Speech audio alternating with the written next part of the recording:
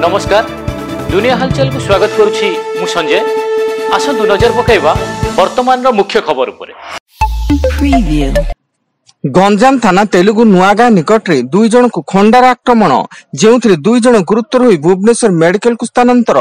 दुई गुरुतर हेले तेलुगु नुआगाँ रो रिकी बेहरा, अगस्ती नुआगाँ रो भीम तरे एवं गंजाम पुलिस घटनार छानबीन जारी रखिछि। मध्य प्रदेश नरसिंहपुर जिले में एक अमानवीय घटना। एक तरफा प्रेम में विफल होगा पर विफल प्रेमिक जनक एक डाक्तरखाना परिसर में जड़े छात्री को गला काटी हत्या करछिंती। घटनास्थल में डाक्तरखाना कर्मचारी, सुरक्षाकर्मी, रोगी और रोगी संपर्क उपस्थित थिले सुधा केही एहाकु रोकी पारि नांती।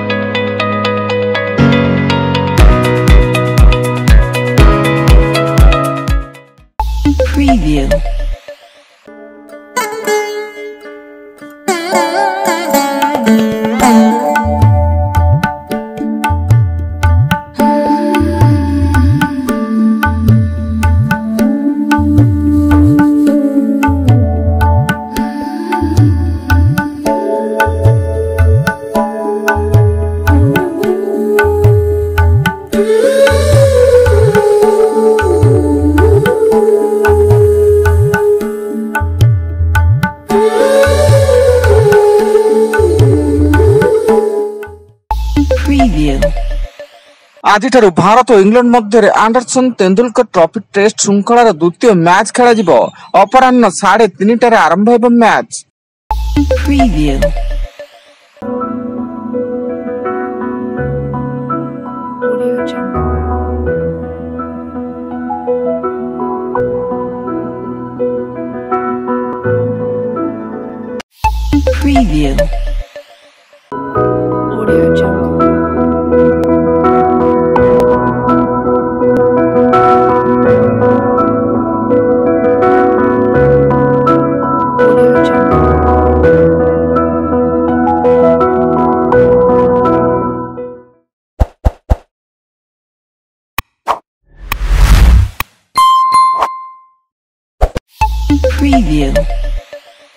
लघुचाप प्रभाव में पश्चिम और दक्षिण ओडिशा प्रबल वर्षा होइछि।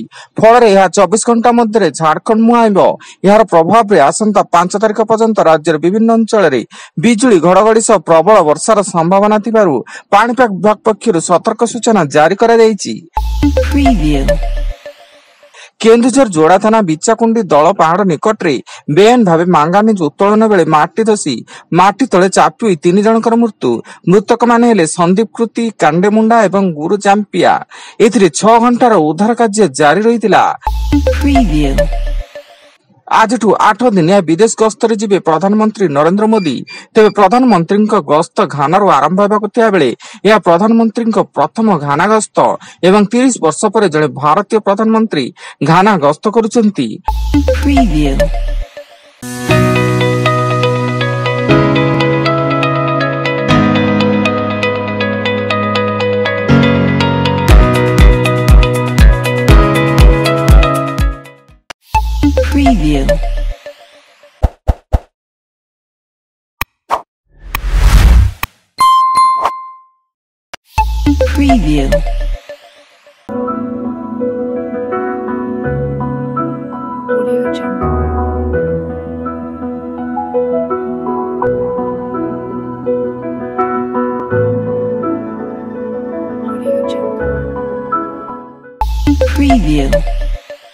जाजपुर जिला बोरी थाना समिया पंचायत भालुखाई जंगल रे जड़े आदिवासी महिला को 2 जन दुष्कर्म करथिबा अभियोग होईछि। एने बोरी थाना पुलिस 2 अभियुक्तों को गिरफ्त करी पीड़िता को डाक्तरी मायना पई पठाइथिबा सूचना।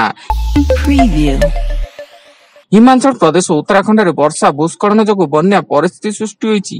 प्रबल वर्षा रे 2 राज्य स्थिति बेहाल होइता बेले उभय राज्य रे 50 रु अधिक लोकों को मृत्यु होइतिबा सूचना मिलिछि एवं आसंता 3 दिन प्रबल वर्षा नै पाणीपाग विभाग रेड अलर्ट जारी करिछि।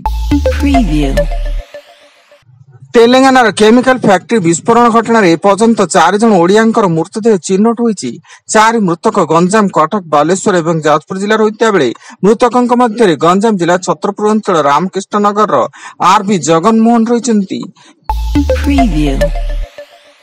एवं केन्दुझर जिला पाटना थाना अंतर्गत कुंडला पंचायत पुल पहाड़ी ग्राम जड़े विधवा महिला को कोदाल हाणी विभत्स हत्या करिछि मानसिक विकारग्रस्त युवक। खबर पाई पाटना पुलिस घटनास्थल में पहुंची अभियुक्त मानसिक विकारग्रस्त युवक गेडू नायक को अटक रखी पचराउचरा जारी रखिछि। वर्तमान पाई एतिकी अधिक न्यूज अपडेट्स पाई विजिट करंतु आम वेबसाइट www.duniyahalchal.in। धन्यवाद।